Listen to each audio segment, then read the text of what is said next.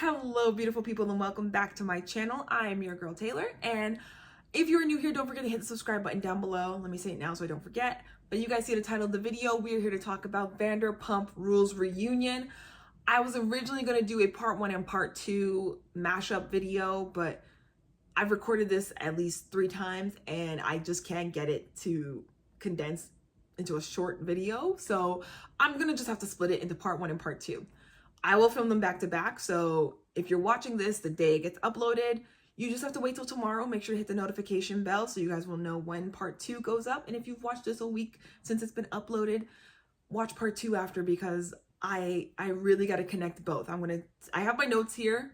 We're going to talk about, part 1, and part 2 is going to be more of an extension of this, because the part 2 was very much a filler episode, but it helped me connect the dots to a lot of things that I think are going to go down in part 3.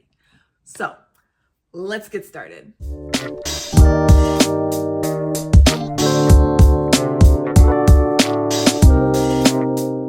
Part 1 of the Vanderpump Rules Reunion. Where do I even begin?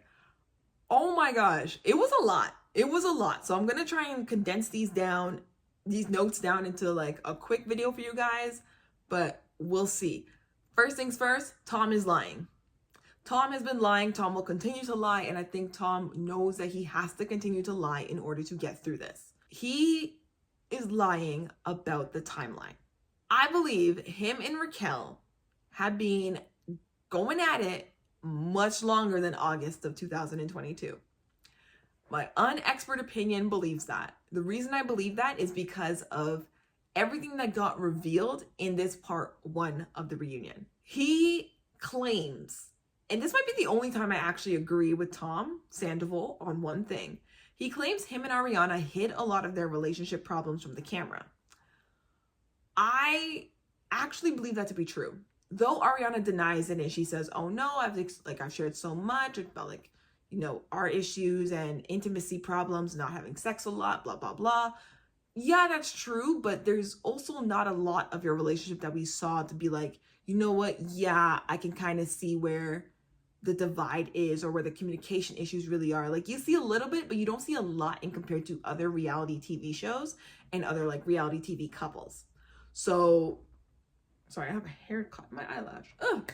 So yeah, I do believe that he's right on that point and that point alone, and that's it. That's the only time I'm ever going to agree with Tom Sandoval on something in regards to this whole reunion. They definitely hid quite a bit of their relationship. Schwartz, let's talk about Schwartz. Honey, you were used and you don't even know it. You were used and you don't even know it. You were not only silent on the situation, but you were also silenced. You were both. We all know it. You were both silent and silenced. Reason being, Schwartz knew that by keeping this information to himself, he does not have to jeopardize the group's dynamic. Though he knew cheating was occurring, I think he didn't want to know the details of said cheating.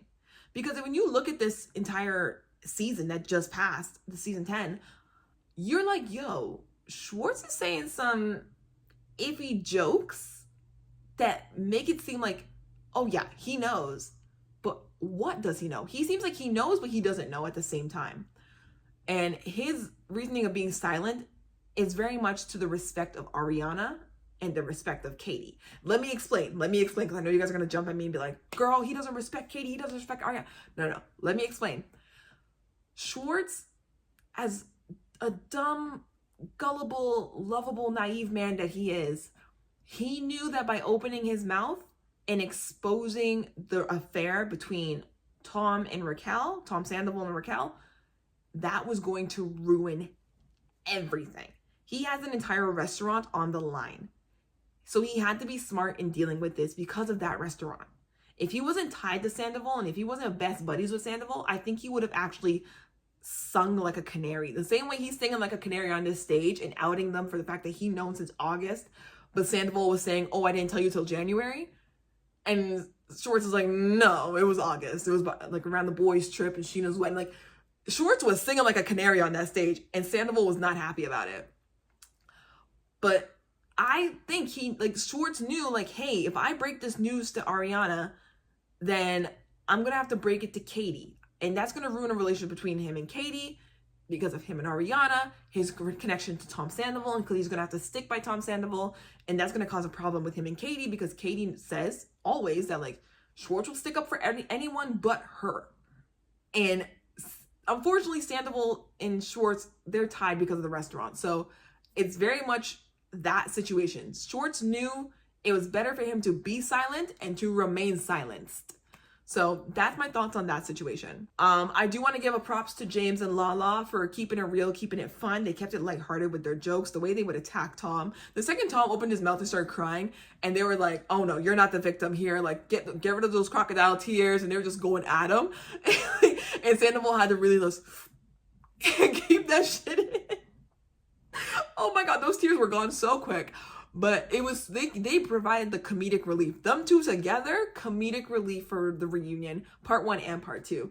But yeah, the way they just jumped on him, and then the ugly fuck comment, and when James brought up the fact that Rachel/Raquel hates snowboarding, and it was like, oh my God, it was a double date. She hates snowboarding. She hates doing this, da-da-da-da-da. Because again, they were together for 5 years. Like, James would know. It's like, oh my gosh, you guys were getting together to hook up. You guys were using this whole, snowboarding trip as like a cover. And like, even Schwartz is kind of just like, wait, what the hell? Like, Schwartz is like, no, it wasn't a double date. And it's so sad because you can see Schwartz they're connecting the dots and realizing, oh my gosh, they used me. I'm going to get into it more of my theory behind how this all went down and how they were able to keep it a secret for so long. So stay tuned for part 2 of this, because part 2 of the Vanderpump Rules reunion is where I'm really going to connect the dots for you guys. Oh, I didn't know. So I'm not a Vanderpump Rules fanatic. So I was not aware that Sandoval paid for a lot of Raquel's engagement with James.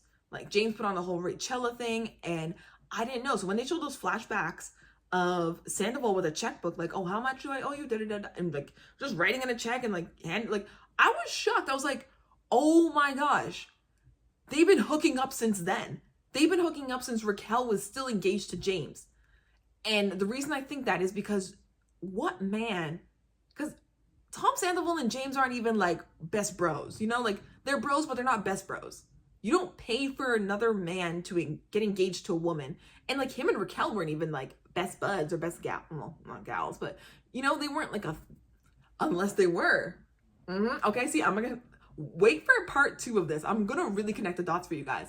But I truly think that Tom Sandoval paid for the engagement because he wanted to give Raquel what he couldn't give her.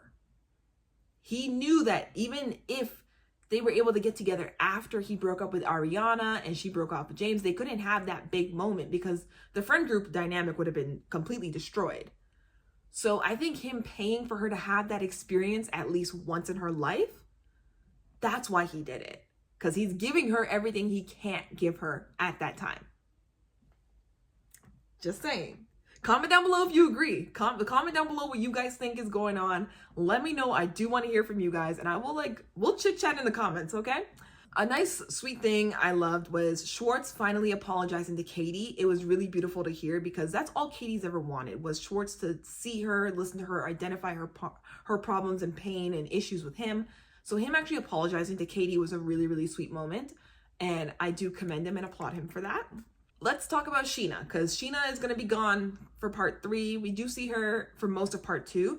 But I do want to talk about Scheana and Lala's relationship. The fact that they have grown so close, because I've watched clips online and realized they weren't always like the way they are now. Their daughters being friends and Lala now living only a couple doors down, I thought was like, oh, that's actually really cute. Like, they actually have a genuine friendship, and it was nice to see that friendship grow this season, compared to other seasons that I have like watched clips and videos and stuff of, just to kind of get a better idea of the whole Vanderpump Rules dynamic, who slept with who's close with who, and all that. It's a hot ass mess. I literally found a chart on Twitter that talked about, all the current cast members and who they slept with and who's a past cast member and who's been dating who, related to who, and all that. Yeah, all of them not related, but all that jazz. So seeing their relationship grow this season and seeing how close they are, I think it's really, really beautiful. Sheena opening up about how she was so trusting of Raquel and how she regrets it. I'm so happy she's opened up and talked about this, because she took everything Raquel said as Bible. And let this be a lesson to everybody. It doesn't matter how close you are with someone, you do need to leave a little bit of question with what people are saying. And the reason I say this, and I'm not saying you need to question all your friends, you shouldn't trust them 100%, trust your friends. But when you have a gut feeling that some shit is going down, which I believe Sheena had a feeling something was going down, that's the reason she almost wanted to play blind to it like Schwartz. I think Sheena and Schwartz are the same in that sense, where they had a feeling something is happening, but we don't want to ask questions because we don't want to know the truth, because it's going to blow up in everyone's faces and this is going to ruin everything. I think Sheena should have really explored that more. Like, shoot, Allie was able to come on and be like, something's not right here. Okay? Allie could have kept her mouth shut, but even Allie was like, nope, something is up. Charlie was like telling Raquel during this past season, like, girl, what you did was fucked up. Like, them two were able to come in and say some shit, and the rest of the crew was just like, But no, when it comes to Sheena, I think the reason Sheena didn't want to really explore this was because of Brock. Because as we know, when Sheena was sleeping one night, Brock and Raquel went out to like the corner store or something, and they were gone for hours. And I think Sheena has since then questioned, now knowing what she knows, I think she really questioned Raquel as a person and her husband and her relationship. And she doesn't want that to be publicized, as she has every right to. She doesn't want that publicized. Because it could look bad for not only their relationship, but it could also look bad in the eyes of the government. Like, you guys got married because of a green card, but then we'll leave it at that. But yeah, Sheena, you can see she's being very honest about her feelings, and I wish she could have stayed for all 3 parts, but we know the whole restraining order situation.